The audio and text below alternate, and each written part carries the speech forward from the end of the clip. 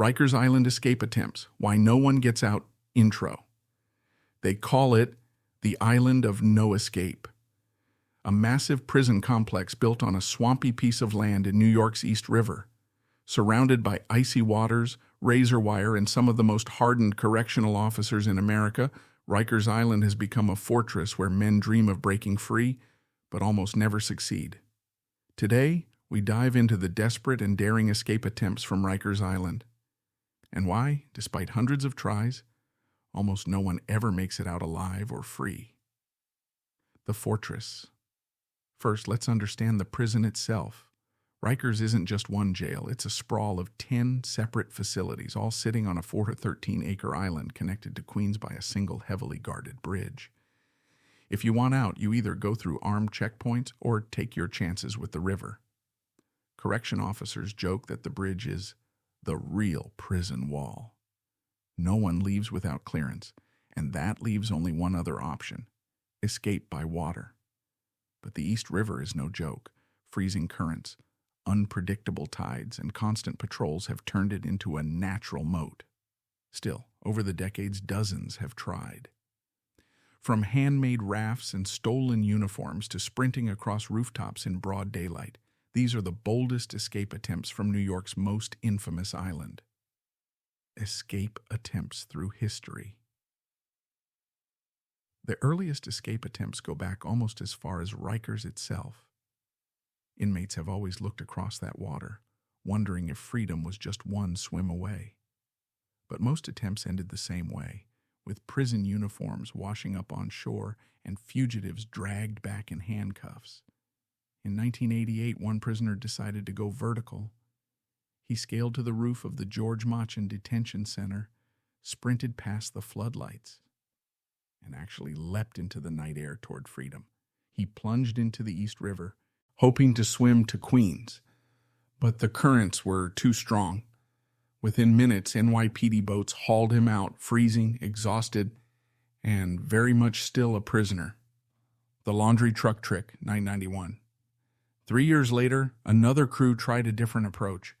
Disguising themselves inside industrial laundry bags, inmates slipped into a correctional truck heading off the island. For a few hours, it looked like they had beaten the system. But one mistake, one inmate moved at the wrong time, and guards discovered them during a routine checkpoint. Their taste of freedom ended before the truck even reached the bridge. The Raft of Desperation, 2010.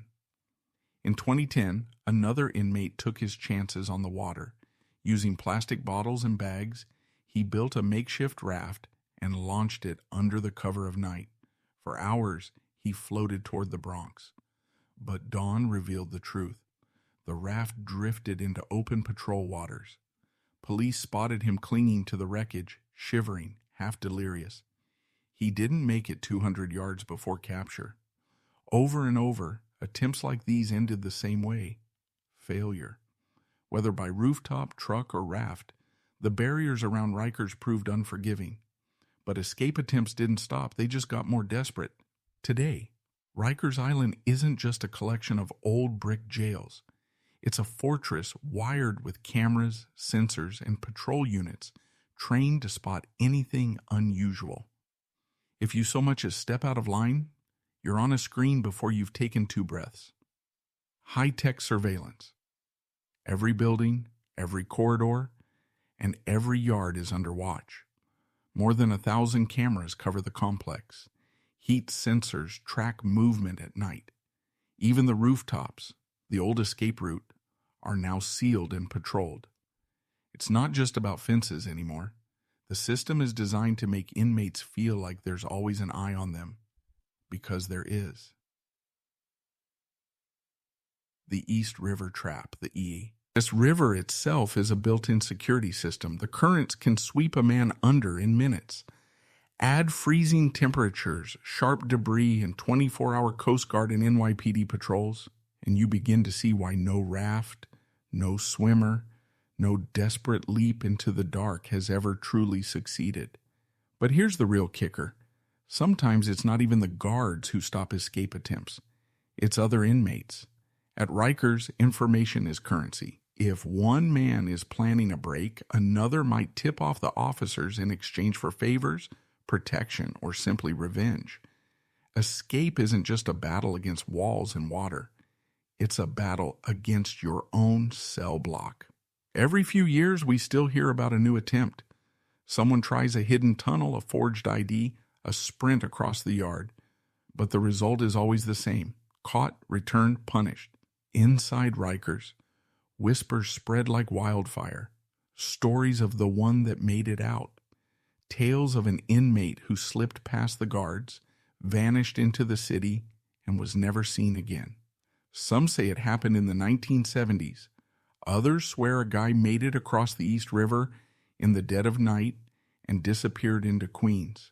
But here's the truth: the myth versus reality. There are no official records of anyone successfully escaping Rikers Island and staying free. Every attempt on file ends with a capture, a body, or an inmate dragged back through those gates. The myth of the successful escape is just that, a myth. A story passed around cell blocks to fuel hope or fear. Why the legend matters? But inside a place like Rikers, legends matter. To inmates, it's proof that maybe the impossible can be done. To guards, it's a reminder to never let their guard down. And to the public, it adds to the dark mystique of a jail so notorious. Entire movements now push for its closure. The truth is, the walls of Rikers aren't just made of concrete and barbed wire. You're built on decades of fear, failure, and the knowledge that escape is almost impossible. That's why Rikers Island isn't just a prison, it's a legend.